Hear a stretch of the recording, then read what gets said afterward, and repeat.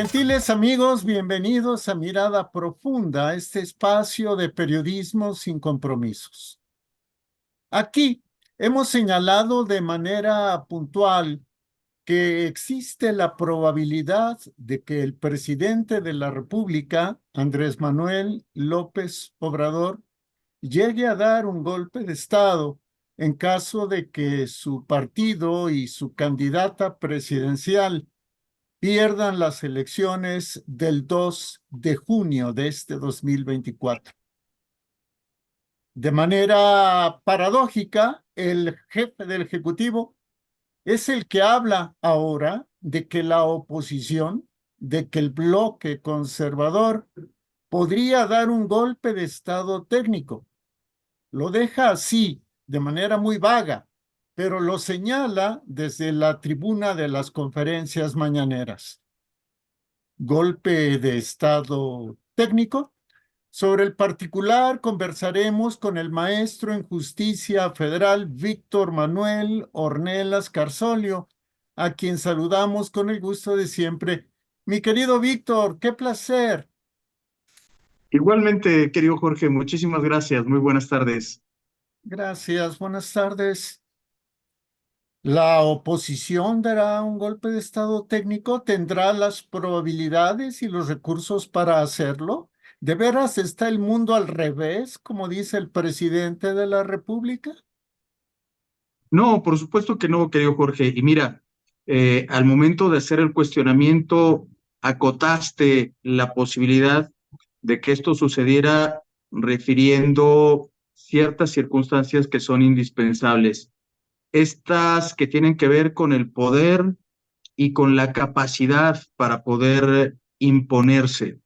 Y desde luego la oposición no lo tiene, querido Jorge. La oposición se ha visto durante el actual sexenio disminuida, desdibujada, en mucho por la actividad del presidente de la República, algunas veces dentro del marco de lo legal, muchas otras, la gran mayoría, violando la ley. Pero, sin embargo, a pesar de todos estos ataques que ha sufrido la oposición, y yo diría no solamente la oposición, sino gran parte de la población mexicana, gran parte de los sectores de la población mexicana, el presidente se ha, digamos, empeñado en criticar a esta parte de la sociedad, se ha empeñado a desdibujar, a criticar y a tratar de debilitar a la oposición. Y bueno, finalmente el presidente de la República se ha dado cuenta que después de todos estos años, después de todo el poder que tiene, después de todos los ataques que prácticamente se reproducen todos los días utilizando un espacio que pagamos todos nosotros, como es este espacio de las mañaneras, no lo ha logrado.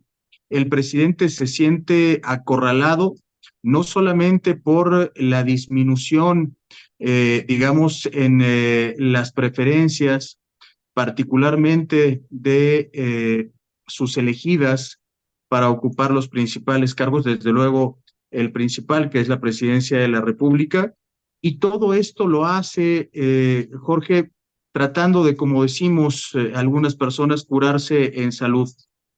Si alguien puede y tiene la capacidad y el y el poder para imponer un resultado, para imponerse frente a la decisión democrática de la mayoría de los mexicanos, es precisamente él. Entonces, esto no es más que una estrategia más para pretender debilitar la fuerza que ha venido tomando, digamos, la oposición en las últimas fechas.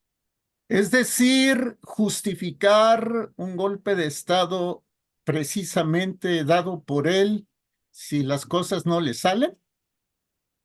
Sí, claro, por supuesto, y además justificarlo en el sentido de que lo que ha hecho es justamente evitar a través de esta decisión autoritaria que podría darse, que justamente lo que hace es protegernos de estos grupos opositores que pretenden apoderarse del poder, que pretenden apoderarse del país para seguir robando porque son unos corruptos, porque no tienen llenadera, porque son unos vulgares ladrones.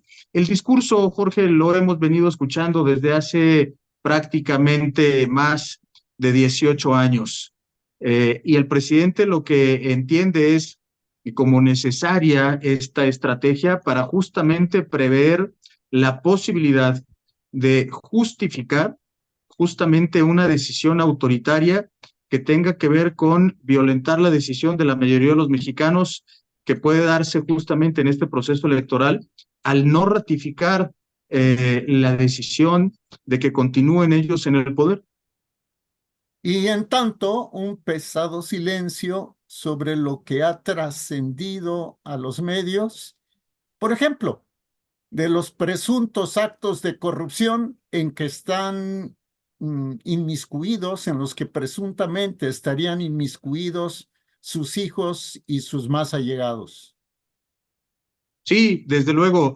Mira, y yo tampoco descartaría, Jorge, que esto fuera también, digamos, una cortina de humo, un elemento distractor de estos aspectos que cada vez lo golpean con mayor contundencia, que lo exhiben. El presidente, lo hemos dicho, está fuera de sí y justamente en estas circunstancias es cuando muestra su cara más auténtica, su cara más autoritaria.